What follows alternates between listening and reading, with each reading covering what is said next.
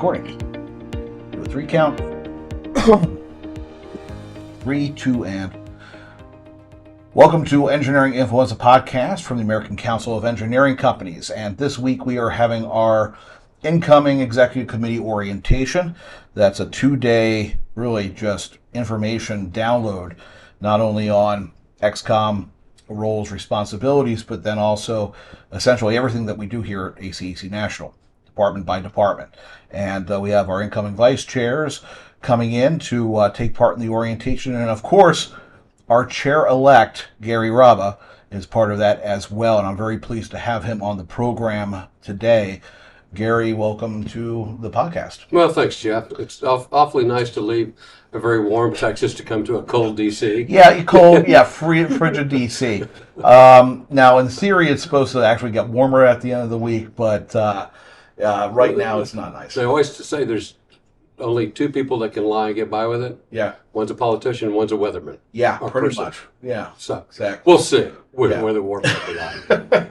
Well, I'm glad that you faced the cold and came up here and for these 2 days, and it's a great opportunity to kind of level set, meet the incoming vice chairs, kind of get an idea of what's going to be happening in the future. As our chair-elect, I mean, you've been engaged with ACEC now for a very long time. You've had experience from really from the government affairs side to just helping us shape strategy. Coming in as our incoming chair, what are you looking to do? What are your main priorities and what do you want to accomplish? Well, let me go back to one of the comments that you made. Yeah. It is so important to get the new executive committee members into the headquarters to meet the people. Yeah. Because it's really you guys that are really supporting all of us members out with our MO organizations, and even just down to the individual firms or the practitioners, the big companies and small companies. So thank you to you all for what you all do. I appreciate it. It is really good. I think I sat in here a couple of years ago maybe, and I think I told the story. I've had a lot of opportunities to participate on boards and for-profit, non-for-profit. But when I take a look at everything that's just tied to the engineering profession, this association is so strongly adhered to the theme of engineering. It's the business of engineering. Yeah. I mean, it's the business of engineering. That's what our peer group, I hope, sees within the membership, both at the MO level and at the national level with their advocacy program. I say this repetitively over and over and over again, but it's get into politics or get out of business. Yeah. I mean, everything that we do in our business, whether it's a simple rule and regulation to what happens on the national level with federal rules and regulations and fundings to the different agencies, public agencies, impacts all of our engineering businesses, as well as a number of other professions. Yeah. This next year, one of the things I had the privilege of doing was looking at what the former planning cabinets have done. And for those of you that don't know about planning cabinet has some fixed charges in our incoming and our bylaws, and that is monitor where we are, with respect to our strategic plan. And then the chairman incoming chair has an ability to add a couple things that would do. We had Art do, I think, is still one of the most brilliant deals, and that was the MO strengthening program. Yes. Yeah. 100%. Gary's got another motto that all fires start small. And so even our smallest MOs, we need to reinforce and give them good business practices and how to do things and make sure that they're looking at, from an advocacy standpoint, what's happening in their legislature. Jay's bringing stuff in with the essentiality of engineering. Yeah.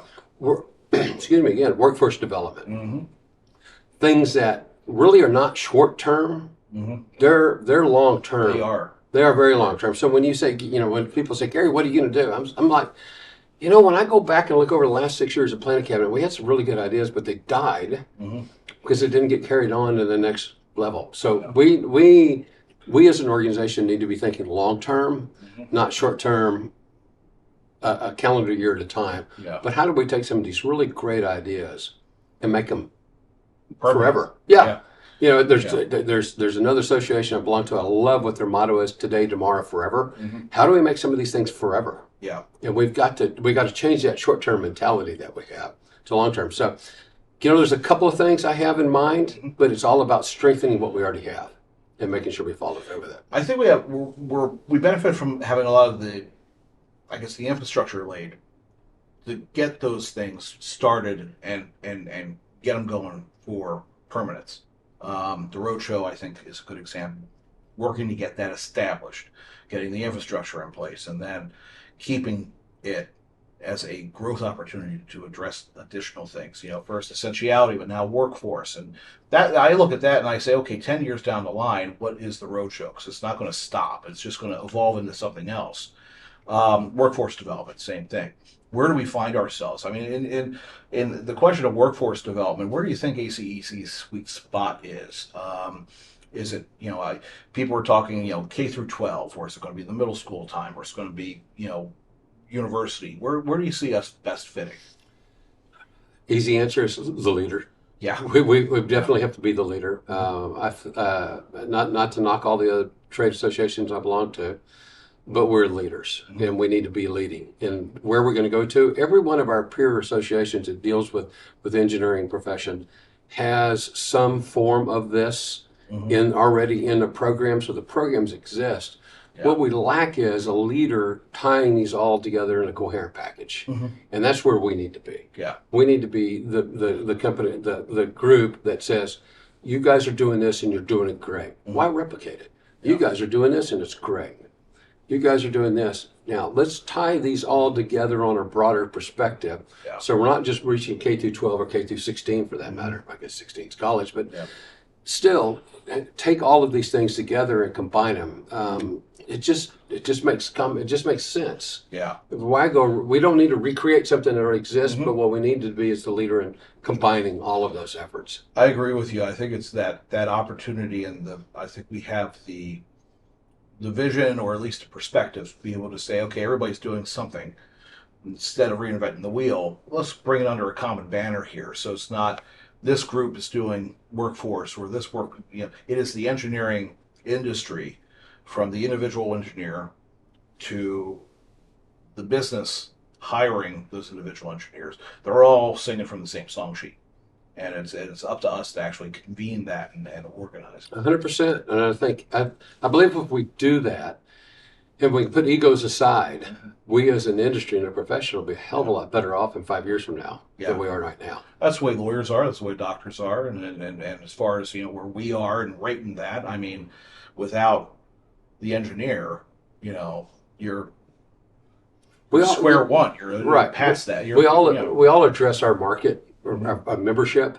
Now let's just go put a force multiplier on everything that we're doing. Exactly.